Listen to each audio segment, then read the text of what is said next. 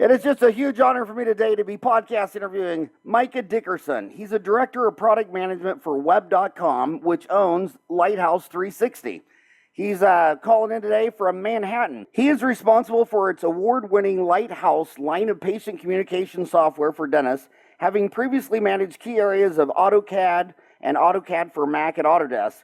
Through his work with Web.com, he studies the overall dental patient experience and looks for ways that technology can improve upon it. He's been working in the software world for more than 17 years and has a background in architecture, web technologies, market research, and visual design. Micah is a graduate of the University of California with additional education in graphic design and architecture. We don't do commercials on this show. He didn't call me. I called him. No money's exchanged. But I brought him on because there's been some new advancements at Lighthouse 360. Lighthouse 360 was designed specifically to help dentists eliminate hours of manual work, about 16 hours per week on average, by automating daily patient interactions and office routines such as appointment reminders and patient reviews. With the new fill-in feature, Lighthouse 360 addresses what has been cited in DentistryIQ and the Hartford Business Journal as a potential $30,000 per year loss for most dental practices. The fill-in feature detects last-minute cancellations in a dentist schedule and automatically reaches out to patients more likely to want the vacated appointments, such as those who are overdue for their checkups or have requested a more immediate appointment time. Once a patient has confirmed interest, the dentist simply approves the new appointment. Fill-in is available at no additional cost to existing and new Lighthouse 360 clients. Lighthouse 360 has been recognized by the Townie Choice Awards, one of the most prominent peer recognitions in dentistry, and organized by Dental Town magazine. This software is also a dental product shopper evaluator's choice. And for a free demo of Lighthouse 360 and the new fill-in feature, you can call 888-368-9101 or visit www.lh360.com/fill-in. So thanks for coming on the show because, You bet. we talked about this a lot on the show earlier. I got out of school 30 years ago in 1987. It was just easier to be successful in 87 than it is 2017. Having patient cancellation, especially in the hygiene department, if you have one cancellation a day, that department doesn't even break even. So talk about your journey with Lighthouse 360. Well, it's been a journey for sure. As you mentioned, I come from Autodesk, and I worked on AutoCAD and AutoCAD for Mac and a variety of other things while I was there. And one of the things people often ask me is, well, what's the same, what's different, that sort of thing. Well, one thing, it's software. That's good. But I think the thing that really connects those two jobs for me is how passionate people are about the job they're performing and how critical the software is to the business. If an engineer doesn't have their software, they're not engineering anything really that day. So, and we found that while Lighthouse isn't quite that important in the dental practice day to day, it is pretty darn important. And when that thing goes down, we hear about it for sure, because our dentists really rely on our product to bring people into the office. So it's been a great transition. I've been with the company for a couple of years now. Unfortunately, I'm surrounded by a lot of people who have a lot of really deep dental experience. A lot of our employees were actually employees of dental practices at one point or another, and so it's been a really great transition for me personally. So when did Lighthouse 360 come out? So product's about 10 years old. It started in Sugar Hill, Georgia, with a great little team of people, many of whom are still involved in the product. That company was acquired by a company called Yodel a few years back, and then Yodel was acquired by Web.com about a year and a half ago. So we've been part of the Web family for about a year and a half now. I said to I should say this sounds bad, but I said to Ryan, I said, this is owned by, Lighthouse 360 is owned by Yodel, which was then bought by Web.com. And he said, right. Well, what's Yodel? So my smart, brilliant son, Ryan, had to ask what Yodel was. There's probably another listener out there that doesn't know what Yodel is or Web.com. So talk about that. What does Yodel do, and why did it buy Lighthouse 360? What's Web.com do, and why did it buy Yodel? Okay. Well, so Yodel has had a history in sort of the ad tech space. They help small businesses get discovered, like on a local advertising level. That was the really big business, and they decided to branch out into more like product development type stuff. And that was the reason for the acquisition of Lighthouse initially. Web.com has a history in hosting and domain registration. And what they were looking to do was kind of round out their offering for small business solutions, I guess, across the spectrum there. So our business as Web.com is to help small businesses succeed. And Lighthouse is one vertical slice of that business. Did a dentist start it in Georgia? A dentist's husband started it, along with a woman dentist. Her husband started it. Yes. Yes. And what was his name? His name's Alan Jorgensen. He started it with a couple of other guys, and Alan used to be, and actually probably is still pretty active on Dental Town. Quite a force on there. Alan Jorgensen. Yeah. Jorgensen. Yes, sir. So he probably has some moniker name. I probably know exactly who he is by some other name. and he married a dentist. Yeah. And so he was managing her office. What's that? Is he in therapy for marrying a dentist?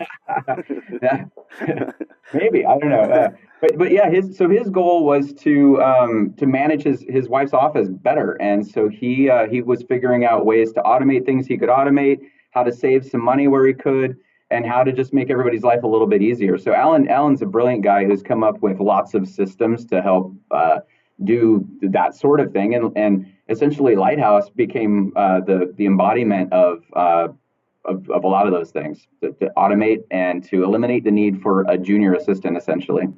So who really does this? The front office team, or does the dentists and the assistants and the hygienists get involved in it? It could be anybody, but I think the main value proposition of Lighthouse is that most of it just kind of happens in the background. It doesn't have to be touched by anybody once it's set up. So you kind of set it and forget it, and it automatically reads from your practice management software, and it just acts. It starts sending out appointment reminders and reactivates patients who haven't been in a long time. It can connect to a postcard vendor. So if you would rather send out postcards, or if you'd like to do that as part of a campaign to get people to come into the office when they're supposed to, it can do all of that stuff. So that's kind of the best part, is that you don't have to do anything. Now, we also have a bunch of stuff, especially that's been developed in the last few years, that gives you a reason to log in as well. And that would be like for two-way texting. Like if you want to do text messaging with your patients, you can do it right from the Lighthouse portal. You can do our new fill-in feature, for example, is something that you would interact with in the portal as well. And there's a variety of things that you would use the portal for. Tasks, we suggest tasks that should be completed to kind of help the practice best practices. That's a lot of practice, but you get my point. So we suggest collecting more email addresses or collecting more phone numbers so that we can actually message people that way. How much does it cost, and how many dentists do you have using it over the last 10 years? Well, we have, we're going on 13,000 dentists. Wow. Yep. And we've got, I'm sorry, your first question one more time? Well, you've got 13,000 dentists, and Yep. How much is it? Oh, it costs about $300, $329 a month on average. There's some options and stuff in there, of course, but yeah, it's about $329. And why did you go with $329 instead of $330? You're not a rounding off kind of guy? No. Well, yeah, I found your buddy, Alan Jorgensen. He's got 149 posts. He's been a member of Dental Town since 2005, and I assume that's his wife in his avatar picture. It's a. Have you seen that picture? I have not, but I'm sure it is. Yeah, and might be his daughter. Yeah. Is his daughter work in the dental office? Yeah, she just finished up dental school, I think. So, I don't know if you can answer this. It might be politically incorrect, but there's a lot of kids listening to this they're an associate in some dental office. And most every associate I know that works in another dental office or corporate or whatever, they never like the dental practice management system. So they always think the grass is greener on the other side. Yeah. Do you integrate with how many practice management softwares? A lot. In fact, I just saw the list, the updated list just yesterday, and I didn't realize how many. It's 65. Well, 70, you should. So I just went to Dental Town, and I have a search bar function which I want everyone to use because it cost me $50,000 from Google, and I typed in Lighthouse 360, and there's a nice active thread on that. I wish you would post that list of who you sync with on Dental Town.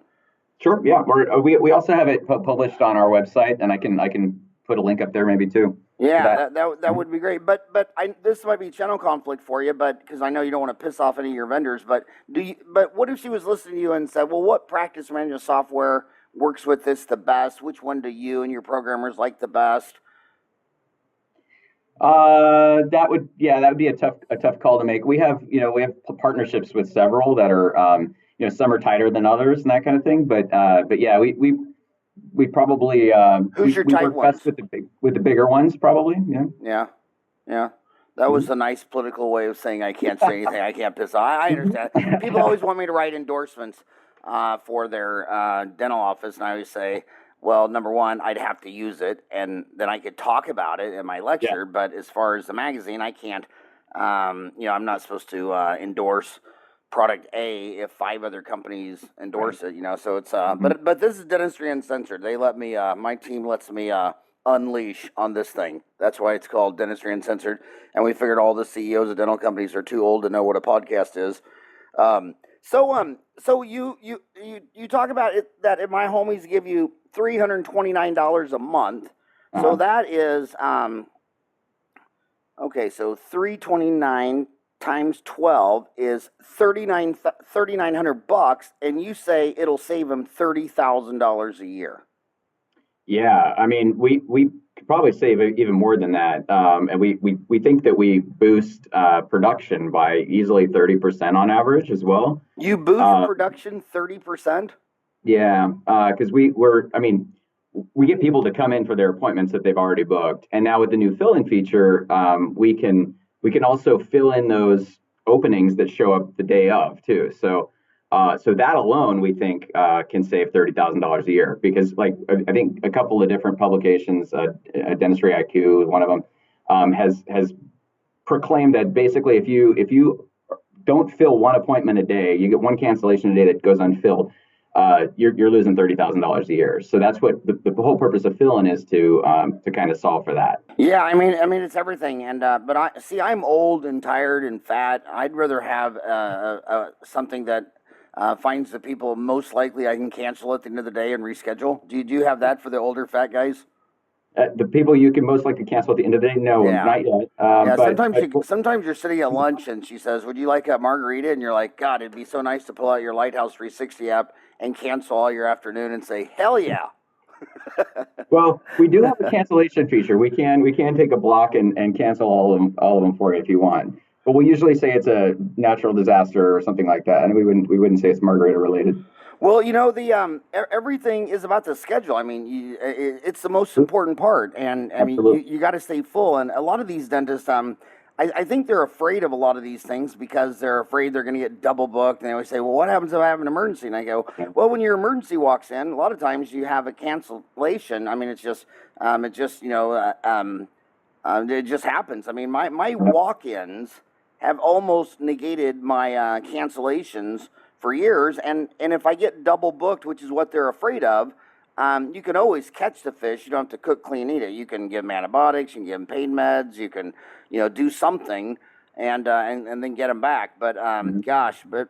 I would think the hygiene department is the most important because the cancellations usually don't give us that much time. And so if someone cancels, how long does it take for this to start sending out reminders and Well, so the way it works is when we detect a cancellation, we present the office with that. We say, hey, we detected a cancellation. Should we try to fill it? And there's a button you can click that says, yeah, go for it. If they click the button, we go to work. We have an algorithm that sorts through your patient list and figures out who the most likely patient is to want that particular appointment time. And we start to message people, a small number of people who we think are most likely to take the appointment. And as they receive this message, they can either accept or decline the invitation to fill the spot. If they accept the invitation, the office gets notified, and then the office can approve or deny that request essentially at that point. So it's very simple. This all is working in the background. There's no phone calling from the post-it note on the monitor or the handwritten list next to the keyboard or whatever. You don't have to pull up the sooner if possible list. we have access to all of that sort of stuff from the PMS. And like I said, we message a very small number of people on purpose so that we don't piss everybody off. We just find the one that wants that spot. And we have a pretty high rate of filling those appointments. So what else does it do? Well, that's the main thing it does. So I mean, we're trying to with fill in. The whole point is to fill those last minute cancellations. And as we go to dental offices all the time and observe what's going on in there. And the same scenario kept popping up every time we went into a practice. And like while we're there, somebody calls. It's a patient calling to cancel at the last minute. Their kid got sick and they can't come in or whatever. Sometimes some really good reasons, sometimes maybe not. But the person who answers the phone gets visibly stressed out, realizes they have to fill this appointment. There's this frantic rush to try to find someone to fill that spot. And like I said, usually, we're seeing like sticky notes with like, oh, this person wants to come in on a Thursday in the morning, if possible, or whatever. There's usually some attempt to solve for this. And some of our more tech savvy clients have a way of doing it that's more systematic. Sometimes they send out an email to a really large group of people hoping that somebody bites on it, essentially spamming their whole patient list. Most of the time through these calls, we would notice some practices put more time than others into it, but we'd see anything from a few minutes to several hours trying to fill these spots. Usually nothing comes of it. Most of the time, they are unable to find somebody to come in at that exact time.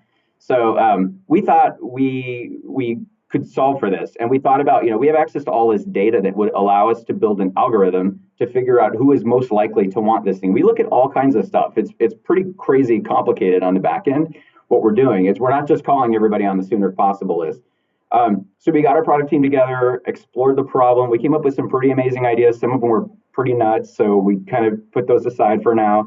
But a couple of them really stuck, and one of those is what became fill-in, where the whole point was to automate as much of the process as possible so that everybody could get back to actually focusing on patient care instead of the administrative aspect of keeping the calendar full. So I just, I read it somewhere. I just asked on that thread, does anybody have a question for you? And the first guy popped up and says, how do I get a demo? And I know you already told me. It was, where did I write that down? It was www.lh360.com / Fill in. Yeah. So I just got you a demo, buddy. Sweet. Score. Yeah. You should go in there and get Alan and answer these thread questions. All right. But Yodel. You said web.com is a hosting domain. Do you think there's any advantages to Lighthouse.com since you also are acquired by Yodel and web.com? I mean, do those bigger companies bring you any advantages? Yeah, sure. I mean, in our portfolio, we've got all sorts of different small business focused products. So, I mean, in theory, a dentist could register a domain, could get it hosted. We could build them a website. We could get them signed up at Lighthouse, all that sort of thing. As the companies have come together, we've been exploring ways to offer, more tightly integrated solutions across the portfolio too. So in the very near future, we should be able to offer quite a bit more in those terms. So are you offering a dental office website design right now? Oh, yeah, absolutely. Dentistry is one of our biggest segments. But is that part of the Lighthouse 360 or is that part of the Yodel or web.com? It's more part of the broader web portfolio at the moment. But we're looking at ways to more tightly integrate Lighthouse with that. So we've got some really cool ideas for how that might look in the very near future. But I mean, so for Lighthouse.com, it's $329 a month. But if they want a website, is that part of Lighthouse, or do you refer them to another department in web.com, or? It'd be another department at the moment, yeah. And what department is that? Well, there's 3 different website products. So there's and it's varying level of how much you want to be involved in the creation. So there's a completely do-it-yourself product. There's also a do-it-for-me product. And then there's what we call an advanced website design. And so each of those has kind of a varying level of interaction from the user. I mean, you can pay web to build the whole thing for you, and you never have to touch it if you want. So you can do it all yourself. So you got 3: do it yourself, do it for me, and advanced website design. Yeah. And how much are those?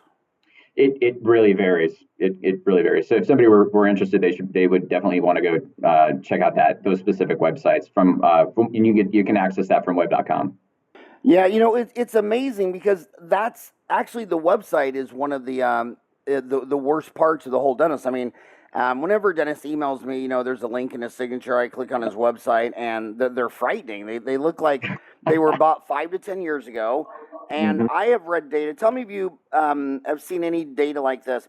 How many people have to land on the average dental office website before someone converts and calls your dental office? Oh man, I mean the numbers huge. I don't have it right off the top of my head, but I know that it's huge. And if the site isn't attractive, your chances go down. Also, one of the things we've been looking into is that's been talked about a lot is online appointment booking, and we are not offering that yet, and that's because it's a much more complicated issue than it might seem. A lot of dentists, I think, like you pointed out before, the schedule is kind of the core of the business there, and a lot of dentists are not comfortable with people messing with their calendar. So the right way to do that is still being researched. We don't want to invade, in territory where a dentist doesn't want to have company, So we're looking into that, and that would be an example of a way that you could probably increase your conversion from your website, is if you had a booking widget that worked in a way that was appropriate for your practice. If you have that destination, the person's already there, they're ready to book, and then they got to pick up the phone. It's just another barrier to doing that. So I think that conversion rate could be a lot higher if they've got a booking solution on there. We have appointment requests now. Yeah. You say you do have appointment requests right now? Yeah, we have an appointment request widget that you can add. But in the true sense of like booking, that's the one that I don't think anybody's really cracked just yet. I've been telling dentists for 30 years that there's a ton of data that shows that the dentists who have excess capacity, excess number of operatories, has 1 or 2 ops that are not ever scheduled. Those guys make $50,000 to $75,000 net a year because you need operational logistics. So many times, you go into a dental office, the dentist is back in his private office because he's waiting for him to exit a patient, clean up the room, set up for the next one, and they're burned in 20 minutes. And then that same guy tells me he can't squeeze in an emergency. And I think that, the endodontists, oral surgeons, it's a big part of why they net almost twice of what general dentists do. General dentists net $175 a year, and endodontists are like $380, and oral surgeons are like $410. And they'll tell you that when their offices call up and say, "Can you see someone?" they're not going to say no because they don't want you to use another referral. Well, right. Same thing with the dental office. You say no, so they go across the street. You're feeding the alligators who are going to across the street who are going to come back and bite you in the butt. And I think that online scheduling appointment is a no-brainer. If you just have that extra 1 or 2 ops that's never scheduled for walk-ins, for emergencies, and just let them come in. And then when they do come in, if you get double booked, you don't have to do the complete procedure. You can start it, temporize it. You got to catch the fish. You don't have to cook, clean, and eat it. And the dentists just need to get in that mindset. Yeah, totally. And the other thing that we think a lot about is that those cleaning the cleaning appointments are the opportunity to introduce the patient to additional treatment, right? So it's if you miss the opportunity to bring the patient in for that cleaning, you miss the opportunity to market additional services to them as well. So that you might have lost quite a bit more than just the cleaning. Yeah, and another thing about the cleaning is the dentist doesn't get that. The dentist never sets up the room. The assistant does. The assistant goes and gets the patient. The assistant's assisting him or her while he's doing the dentistry. And then when it's all over, they're the ones who dismiss the patient, clean it up. A lot of them even write up the notes, all this kind of stuff like that. So if you do have someone appoint online and they come in for a cleaning and your hygienist's like, "Whoa, I've got 2 cleanings just this 1 hour. What do you do for that?" Well, you got assistants. You have extra rooms and you have extra assistants, and that assistant will go there and they'll seat the patient. Why can't the hygienist be like a dentist? Why can't she just seat the patient? The assistant seats the patient, takes the necessary x-rays, set up the room, seat the patient, take the x-rays, then the hygienist comes in, she probes, the assistant can record, and then when she starts doing her scale, the assistant can go bounce into the other room and dismiss the patient, clean up the room, set it all up for the next patient. So it's basically operations and logistics, and that's a course never taught in a dental school. Yeah. Well, I've seen some really interesting products to help that in at the ADA and various other shows as well.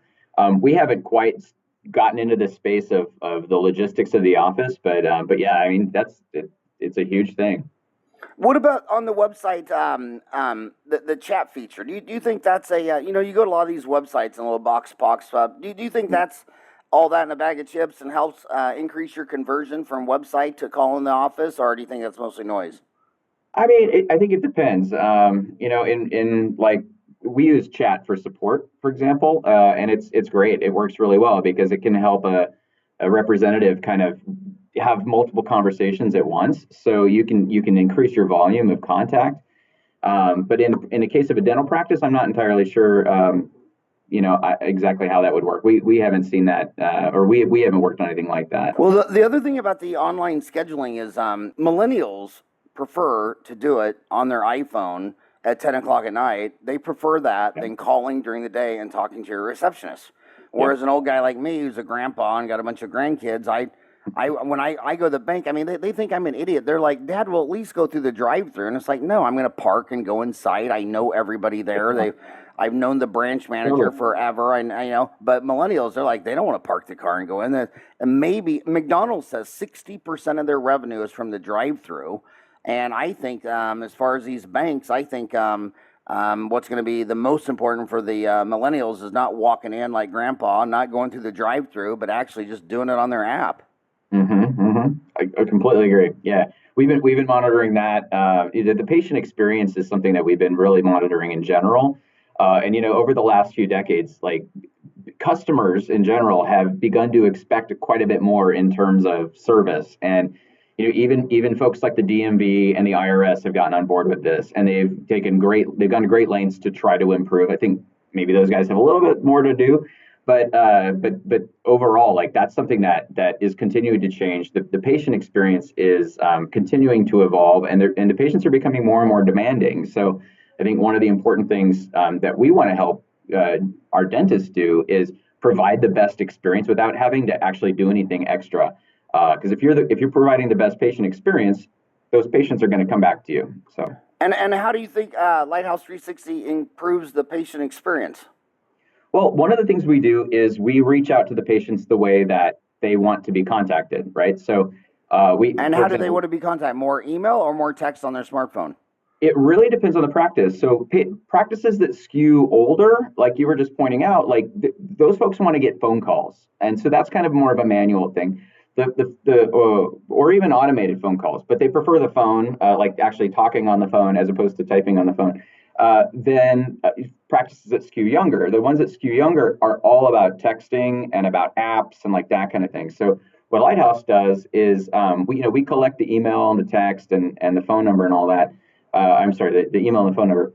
So that we have the option to hit them, in the way that works best for them. And so the practice can go into Lighthouse and actually change the preferences. So if somebody doesn't want to receive a text message or doesn't want to receive emails or whatever, they can go in there and adjust that for each patient if they want to. In the meantime, we're gonna talk to patients in every way that we can, and we're going to see whatever works best. A lot of people say, the government. I'm like, dude, the government's 1,000 different agencies. When you say the government is incompetent, which branch are you talking about? But I do agree that the DMV has probably got to be on the bottom. It's probably ground zero for incompetence. And I would say the next one is 911, because I can't believe every time I've called 911, they're like, well, can you give me a description of the car wreck or whatever? And it's like, well, if you idiots had FaceTime, I mean, I could be showing it to you. How come you're asking me to give you a description of the car or the person or whatever?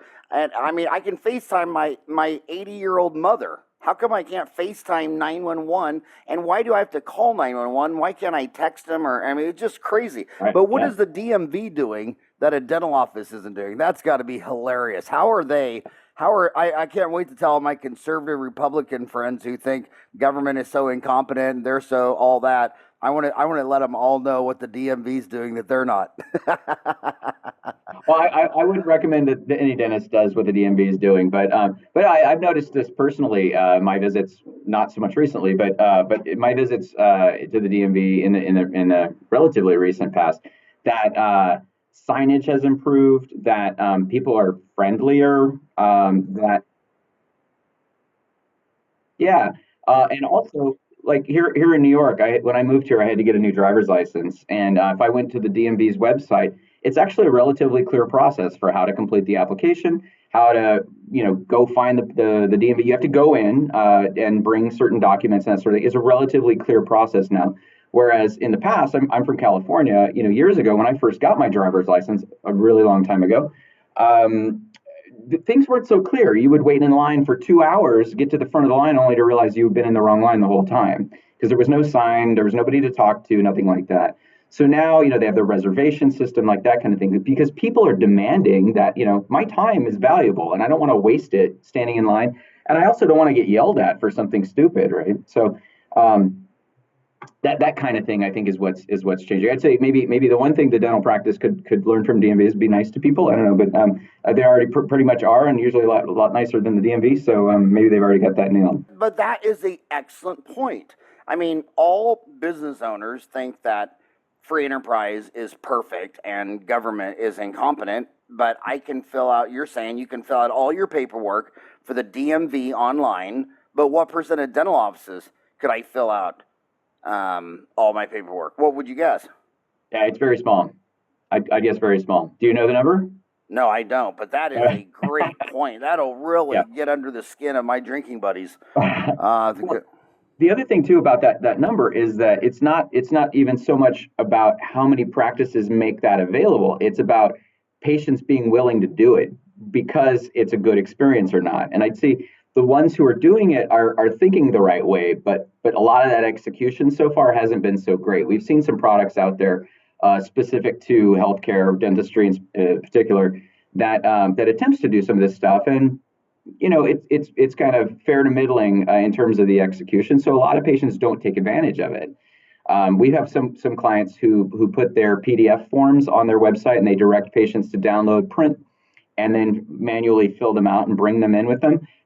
You can probably guess that the percentage of people who actually do that is pretty low. And that's just because the experience isn't so great. Like, they're thinking the right way. Like, they really are. Like, let's do this ahead of time, but the way that it's presented isn't so great. So that's something that we think about a lot, is like, if we are going to do this sort of thing, like, what's the way to make sure that it's a good experience for the patient so that it actually accomplishes the goal that we're setting out to solve for. So, like, if the patient doesn't fill out the forms, who cares where they are, right? Like, you're going to have to fill them out on a clipboard when you get to the office anyway. Man, that is an awesome way. So, anything else the DMV does better? That's something I've never actually thought I'd be answering. Gosh, that would be a hard one to say, but I'd say, in their case, they process so many people. Like, I think signage is super important. One of the things that makes me think of is a project that was taken on by the experience design firm IDEO many years ago now for the Kaiser Permanente healthcare organization. They're primarily on the West Coast and in Hawaii. They're huge. They had these hospital type things called Permanentes, and Kaiser hired IDEO to redesign their patient experience. And in doing so, they painted, they changed the signage, they fixed the lighting, they replaced furniture, stuff like that. They trained personnel on just customer service type stuff. Didn't change a whole lot about the way the care is actually provided, like the actual medical care. And they've actually seen better clinical outcomes, like significantly better clinical outcomes, because they've changed the lighting, the paint, the furniture, signage, stuff like that. It's because what we're realizing is that there's this holistic need to treat the patient as a whole person. And that whole experience counts. It's not just the part where you're poking them with the needle or drilling something out. Like, it's about how they're treated as a human being and how they feel about the interaction. And we know from our experience that if we send them a message that has too many things in it, people don't respond. If we send a message that has one clear thing to do in it, they do it at a much, much greater rate. And so our shift has been, over the last few years especially, to really think about how do we provide the experience that gets the patient to exhibit the behavior that we want, which is intended to help the practice, right? So I think that's the future of this kind of thing. Is it's about focusing on the patient as a way to produce results for the practice. So those are things that are definitely on our mind over here at Lighthouse. Because my motto is, at today's dental, we are only focused on your teeth. We are not connected to the rest of your body, your feelings, and all that shit. But you're saying that's not a good thing. Well, I mean, I don't think it is a good thing. That was a joke. That was a Yeah. joke. But another thing I like about you, you guys don't have any. When they sign up for this at $329 a month, there's no contract, right? No contracts. Yeah. Is there a setup fee? Yeah, there's a small setup fee. What's the small setup fee? It's a few $100s. What's a few $100s? $300. So it's three. So it's basically like getting an apartment the first month's down, and then you pay. You pay the first 2 months up front. Yeah. And I want to tell you, young kids, on that is contracts are huge. Number one, would you want to have a patient sign a contract that they had to be your patient, or you sign a contract that you had to be their dentist, and it wasn't working out? And I think it's a huge I think contracts are a huge red flag, especially the marriage contract, which should be against the constitutional amendment. Really, it's just, it's supposed to be all love, and then when it's over, then it's like, okay, let's get to lawyers and see who has the most money, and then give it to the other person. But same thing with consultants. A lot of consultants don't have contracts because they're trying to earn your business every month. And I like companies like Lighthouse that say, dude, if you don't like our services, we don't want you to feel locked in. This isn't Verizon, contracts are a huge red flag. And I think it's cool that you don't lock them in to do anything. Yeah, and we have a ridiculously long lifespan for most of our clients. Like, we have a very, very high retention rate. Lighthouse is definitely the poster child for retention at web.com. And we have other products who strive to do as well as we do. We have a really high customer satisfaction rating and NPS score. And I think that really has everything to do with the fact that we really listen. Like, our goal is to really go in to practices and understand the problems. And that's why if you compare us to our competitors, some of our competitors have much longer feature lists than we do. Our goal is not to have a long feature list. Our goal is to have a good feature list, and it might be a lot less, a lot shorter. And the way we get to that is we want to go in and deeply understand the need before we just throw something out. Like, I've heard about products that are features like fill-in, like our fill-in, that work similarly, but it spams the entire patient population every time there's an opening. Well, if you have 2 openings in a day, and that happens every day, like, think about how many texts and emails your patients are getting. They're going to drop you like a hot potato, right? So that's why it was really important to us that we did it the right way, and that we really considered, like, who would be the right patient to ask to come in. So we look at all kinds of crazy factors, and I won't go into the details of that because it's kind of our secret sauce with this thing. But we only hit a few patients, and we know which ones are going to want that appointment, and that's how we win. So. Yeah, people are always amazed by stuff like that, but I think humans are completely predictable. Oh, totally. They're all creatures of habit. They basically eat only the same 10 things for dinner. When they put hidden cameras in showers, they wash everything in the same order. When they study people brushing their teeth, they brush their teeth exactly the same way every time. You don't think about almost anything you're doing, and where it's really scary is when you're driving and sometimes you start thinking about something and you weren't even paying attention, but you went to the right lane and you get off on your corner. It's just they're such creatures of habit. So you do the perfect recall, appointment reminders, auto confirm, reactivation outreach, treatment plans, cancellation fill-in. That's pretty damn cool. I want to know your demographics. So I'm a boomer. I was born in '62. Millennials are born after 1980. I would just assume that this is more a millennial thing for the patients. That the people that really dig this are people born after 1980. What were you born before or after 1980? Well, I was born before 1980. I know I look a lot younger. But you mean in terms of like our dentists or the patients? The dentist. The dentist, yeah. We have dentists of all ages using Lighthouse. Yeah, you have them of all ages, but are the majority of them like on Dental Town? There's 250,000 dentists on the desktop, but when they came out with the app, 60,000 downloaded, and they're pretty much all born after 1980. The app is for millennials, and the desktop is for grandpas. Yep. So I would assume that that, yeah, you out of 13,000 dentists, you got everyone buying it, but is it overly weighted towards the dentists born after 1980? No, and I think the different what maybe how this could be explained differently is the product in general doesn't appeal to any particular group. How they use it is going to vary definitely, and how they've set it up for their practice. Because when they first purchase Lighthouse, we do a setup call with them, and we ask them about all these different parameters, and we set all the switches and dials and everything for them, so they don't have to do that.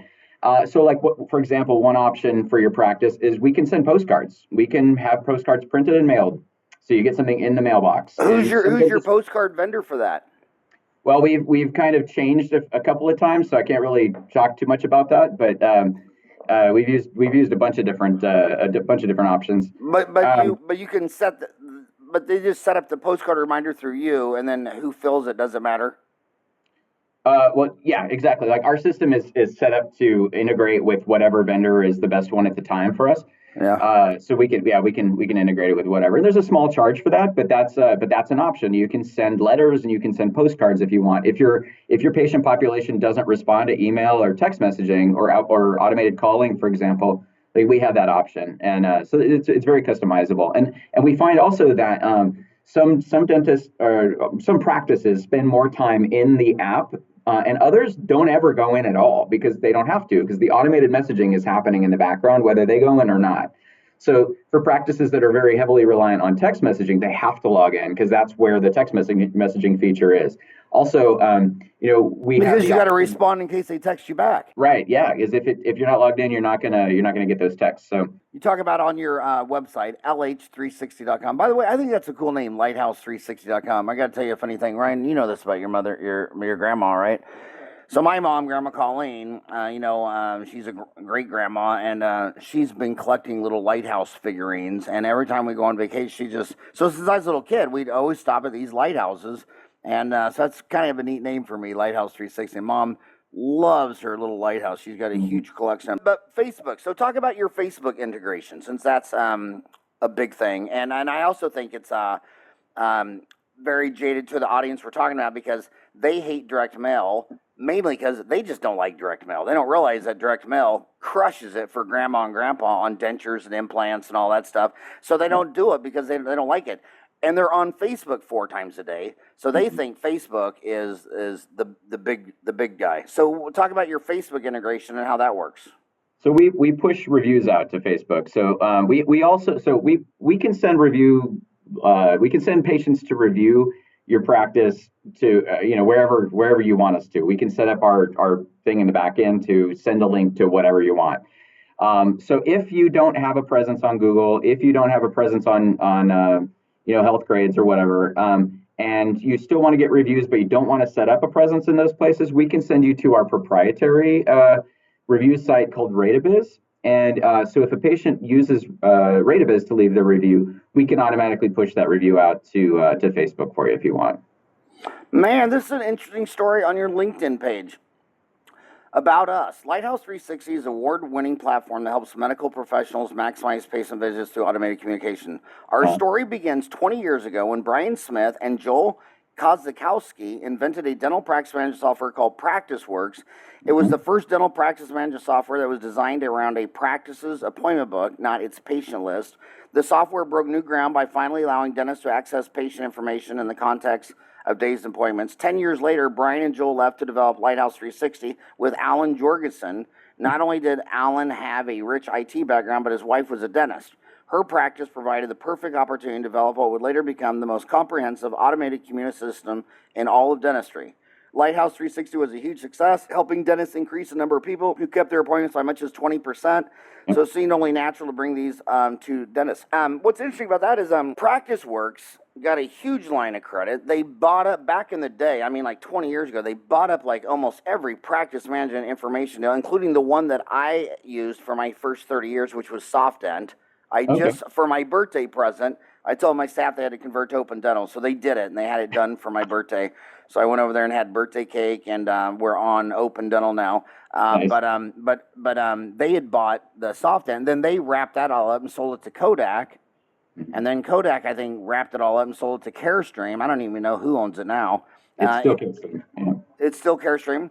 Yep. So put them in order. What percent of the market do you think is Dentrix versus EagleSoft versus Open Dental versus all the others? Well, Dentrix, I think they're at like 40%, 45% of the market, something like that. EagleSoft, so Patterson has a handful of practice management software. EagleSoft is about 20%. And then I think combined, all the CareStream products have about 20% as well. So if you're looking at those three companies, you've got, so Shine, of course, makes Dentrix. If you look at those three companies together, you're looking at 80%, 80+% of the market. And what is CareStream's portfolio? PracticeWorks, software. SoftDent, yeah, those are the big ones. Any others in the CareStream portfolio? Yeah, they have a couple smaller ones that I can't pull out of the top of my head, but I think they have like 4 or 5 of them total. And that's why we do Accounting Choice Award, because everybody on this show knows that I can't stand Dentrix and EagleSoft because they don't hook up to an accounting package. I mean, I can't do your payroll. You were talking to the scheduling. I want all my costs associated with the schedule. So if you come in and your insurance is going to pay me $280 to do 2 fillings, I want to know what that room costs me. I don't want to do it $280 worth of fillings if the room costs me $300. I don't want to go in there and lose $20 to fix your teeth while you're holding a Mountain Dew. But Dentrix being 45%, I've always told people this is why we did the Accounting Choice Award, because we're not asking a bunch of crazy Americans what they think of a movie, which may or may not apply. In the Accounting Choice Award, where every year we have the dentists go online and vote for their top products, which you guys have won, and why I called you. But when all the voters are doctors, market share information is incredibly huge. I'll also tell you another thing. No matter what shiny object comes out for over $10,000, 1,000 dentists will always buy it. I mean, it could be a $100,000 laser that just removes, toenails. It doesn't matter. 1,000 dentists will buy anything. But I don't even have my ears perk up until 5,000 to 10,000 dentists buy it. And if Dentrix has 45% of the market, and EagleSoft has 20%, and the CareStream products have another 20% with PracticeWorks SoftDent, that's huge. I mean, you got to ask yourself, why do 45% of your homies who you know are smart, you were in dental school with them for 4 years, everybody in undergrad, it seemed like, was not very smart. But then when you got narrowed out to dental school, everybody they got in dental school, they got A's in everything. And so, I mean, it's kind of the difference between going from college football to the NFL. I mean, when I walked in dental school, I was just amazed, like, damn, it's just like everybody in this place is a mile deep. So if 45% of your graduating class chose Dentrix, that's huge. So, that's my, and I should say it because I'm always so hard on Dentrix, because I just think it's horrible that you don't have accounting hooked up. And I switched to Open Dental because it's open, so I have my own programmers. And Open Dental is accessible, and Nathan Sparks, who we've had on the show, says he'll help us, hook this thing up to an accounting. I mean, that's their whole platform. Have you worked with Open much? Yeah, we do. We like working with them. There isn't a predefined API that we can use, so it makes it a little bit more challenging because we have to kind of define that integration ourselves. Explain that in English. Explain that to people who do root canals. Sorry, yes, okay. So some software, Dentrix, EagleSoft, those types of guys, they actually have what's known as an API, an application programming interface, that basically defines a set of functions that the thing can do, and that we can call. Like we can say, do this thing, and it knows what that means when we say it. Whereas with Open Dental, it's just old code, and we have to go in and figure out where things are and how things work, and we've got to kind of write our own way of finding how to access it.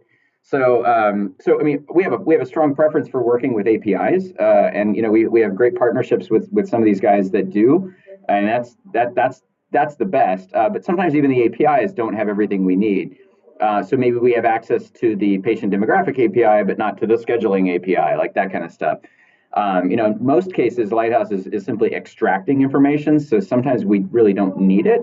But we do integrate with Open Dental, and yeah, we like working with them. We know that the sky's the limit there. It's just a matter of how much effort do we want to put into a particular thing. What do you mean? The sky's the limit there. What does that mean? Well, it means because it's open, you can do anything with software. Like it's just how much time do you want to invest, right?